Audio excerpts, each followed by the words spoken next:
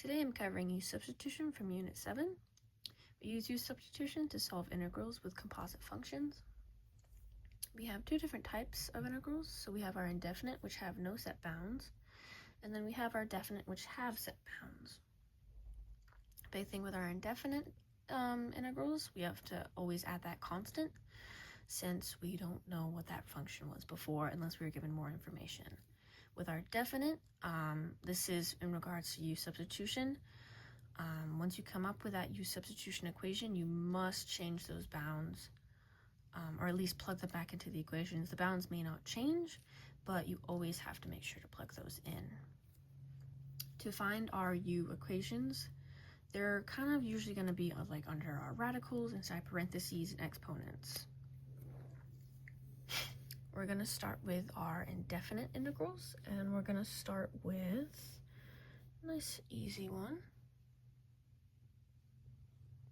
Going to do integral of x cubed e to the x to the fourth dx. Okay.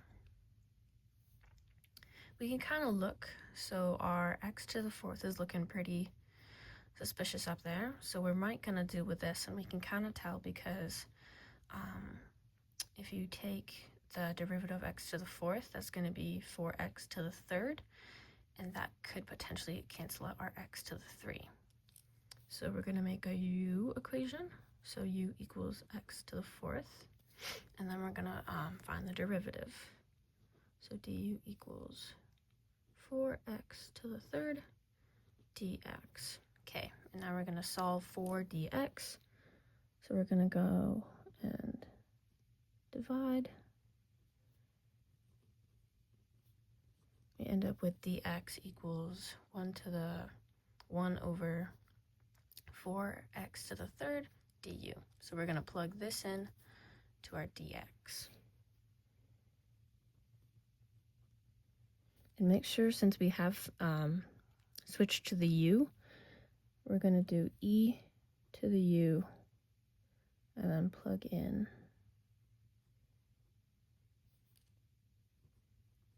Okay, let's split that up. Okay, so that's our new equation. We can take, so if we split this to 1 over 4, if we split that off, we can move the 1/4 in front of the integral. And then we can keep our x to the third, e to the u, and then now we just have 1 over x to the third du. Now those x to the thirds are going to cancel out. Okay. So all we're left with is 1/4 the integral of e to u du.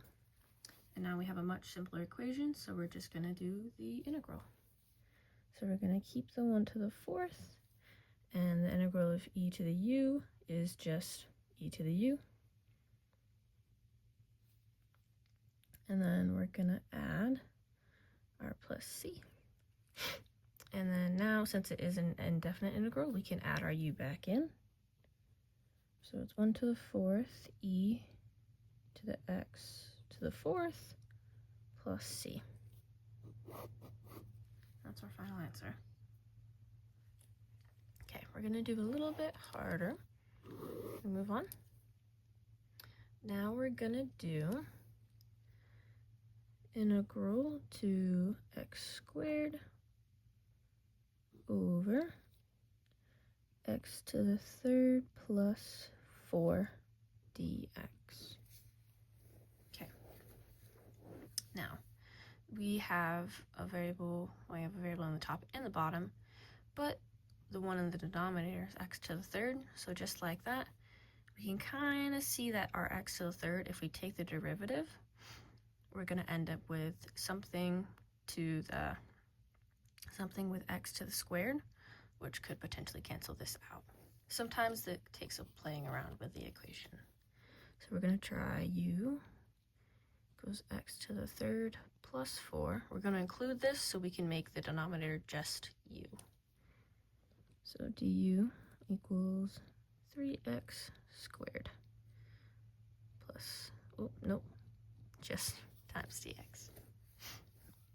And then we're going to divide that. So we're going to end up with 1/3 x squared du equals dx. And now, just like our last one, we're going to plug that right in. And we're going to make sure to put that u in our denominator.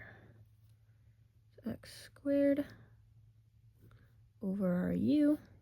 And now we're going to plug that in. X squared du. Okay. Just like before, we can take our 1/3 and move it in front of the denominator. Move it in front of the integral. And then we have our x squared, and we can cancel that out. And we end up with 1/u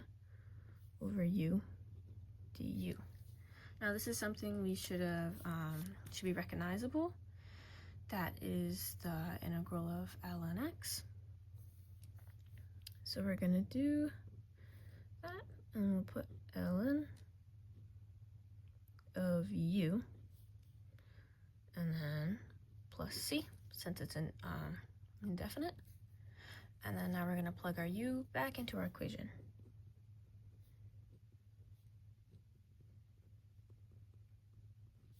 And we're going to do plus c. Okay. We're going to do one more indefinite, and then we'll move on to our definite integrals. Okay. This one we're going to do integral of x over 1 plus x to the 4th. Okay, dx. Now with this one, you're going to assume we want to put that whole denominator into u, right? But with this one, you got to put a little bit of forethought into this, and you can this pattern will kind of emerge. But we're actually going to do u equals x squared instead of x to the 4th plus 1. Okay, so we'll see where that takes us. So du equals 2x dx. Move it over.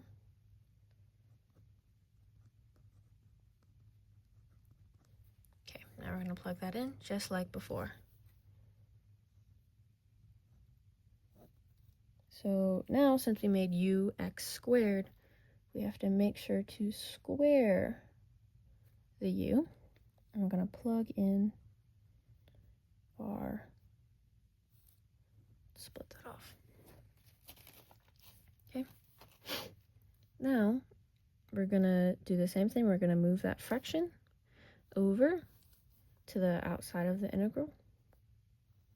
And then we have our x in the denominator and the numerator, so we can cancel those out. And we're left with 1 over 1 plus u squared du.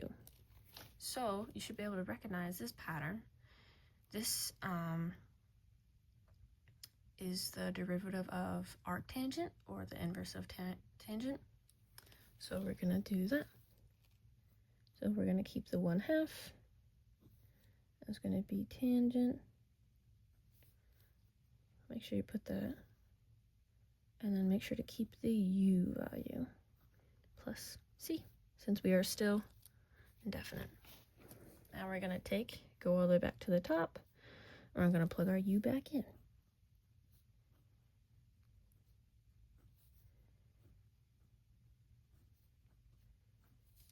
And there's our final answer. With u substitution, it takes a lot of just practice, and you'll start to notice some patterns in the problems. Now we're going to move on to our definite integrals. So with these, we're going to have set bounds that we have to make sure to plug into our u step. So it kind of adds another step into the equation. So we're going to start with integral pi over 4, and then 0. We're going to do sine 4x dx. Okay. Now, this one's in a parentheses, so this is a pretty obvious u one. So this will be easier to take care of than trying to make u our sine. So u is going to equal 4x. Okay. And so I'm going to write my integral, but I won't write my bounds yet. but I can write sine u. Okay, so our du equals 4 dx. We have 1 over 4 du equals dx. So we can write that in. Okay, now with our bounds, we're going to take our u. So u equals, and then we're going to plug x. These are going to be our x values. So 4 times pi over 4. That's going to cancel out. So u equals pi. Okay, and then we plug in our other bound. So we're going to have 4 times 0. So that bound won't change. Okay, so we've changed our bound to fit the u variable. Now we can continue on just like normal. So we're going to move that fraction out in front of the interval. Oops, sorry.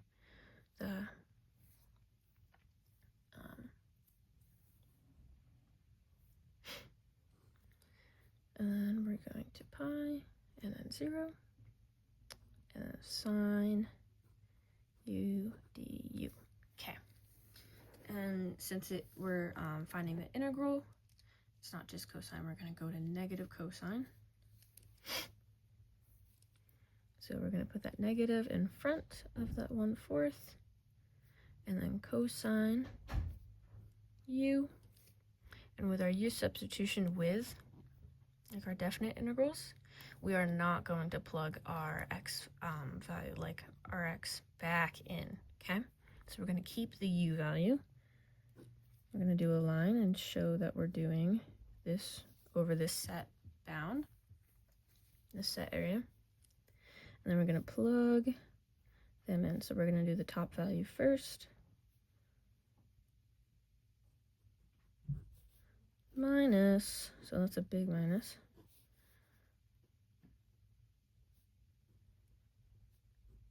The other one. Okay, so it's going to be the top minus the bottom. Okay, now I'm going to do some quick math. Cosine pi is going to equal 1. Negative 1, actually. So that's going to make a positive 1/4 minus, and cosine 0 is going to equal 1, but it's minus minus, so it's going to make a positive 1/4. Okay, and we're going to make 1/2. So that's the answer to this integral. Okay, we're going to do another one. We're going to do, this one may look a little bit harder, but we got this. E, so our bounds, we're going to be e to 1. Well, 1 to e, actually. And then in the numerator, we're going to have ln x. That's going to be squared over x dx. This one might seem complicated at first, but we're just going to keep chugging along like normal. So we have our x squared, and we have an x in the denominator. So it's more likely that our ln x is going to be our u. So we're going to make that our u equation. Okay, and du. And then derivative ln of x is just 1 over x dx. And so when we multiply that, we're going to get x du equals dx. Okay, so we're going to do the same thing. I'm going to write my integral without my bounds. And then I'm going to write u squared over x, and then x dx. Now I can mess with my bounds. So we're going to plug that in. U equals ln of e, and that equals 1. Okay, and then we're going to plug in our other bound. So u equals ln of 1, which equals 0. So this time, both ends of our bounds changed. So that's why it's super, super important to always plug in your bounds into your u equation. And now we're going to solve like normal. You can see we have x's in the numerator and the denominator, so those are going to cancel out. And then we just have u squared equals du. Oops, that should be du. Okay, so just normal integration now, super easy. We're gonna add 1 to that exponent and then flip it once we bring it down to the bottom. U cubed. And then we're gonna do the line so that showing we're doing it over this spacing. And then we're gonna do plug in the top value minus the lower value. Since this is 0 to the cubed times 1/3, that's just going to equal 0. So we can pay this section no mind. And then we're going to do 1 to the third is just to the 3 is just 1. So it's going to be 1/3. Okay, and we're going to do one last one. We're going to do with radicals. Okay, we're going to do integral of 7, 0, radical 4 plus 3x dx. Okay, this one's pretty simple because we only have these variables, so we know this has to be our u. So u equals 4 plus 3x. Okay, so we're gonna have du equals 3 dx. I'm gonna move that over. 1/3 du equals dx. And we're gonna plug that right in. Okay, we're gonna have radical u. And we're gonna have 1/3 du. Okay, same thing as the other ones. That fraction can move in front of the integral. And then this u, radical u, we can just turn into radical 1/2, so that makes integrating it a little bit easier. Okay. Remember with our, make sure to carry that fraction down. I like to do this so the parentheses make it a little bit easier. And almost forgot, but we actually have to change those bounds. This is why I try to write it without my bounds so I don't skip this step. So we gotta plug that in. U equals 4 plus 3, 7. That's 21 plus 4. U equals 25. So our top bound is gonna be 25. Should change that one up here too. And then U equals 4 plus 3, 0. U is gonna equal 4. So that's gonna be our bottom bound. There we go, that's fixed. So we're gonna do, just like before, we're gonna add 1 to our exponent and then we're gonna flip it. So it's gonna be 2/3. U equals 3/2.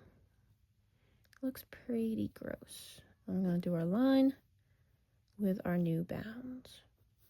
If you ever are unsure about your integrated value, you can always just take the derivative of your new value. And if it doesn't match up, then you might have a problem, but if it does match up, you're all good to go. Okay, same as our other ones. We're gonna multiply this through though, so we're gonna have 2/9 u to the 3/2 with those same bounds. Okay, now we're gonna plug it in. 2/9, 25 to 3/2 minus 2/9, 4 to the 3/2. Okay, to make this a little bit easier, we're going to do the squaring first.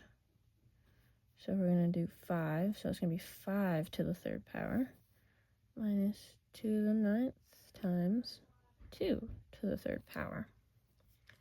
Okay, and then it's 2 times 9, and 5 to the 3rd power is 125. And then 2 to the 9th times 2 to the 3 power is going to be 8. Okay, and so if we're going to double that, that's 250 over 9. And then that's going to be 16 over 9. Okay, we're going to do some subtracting. That's going to give us 234 over 9. Okay. And that's going to equal 26. That's our final answer. And that is use substitution for your definite and indefinite integrals.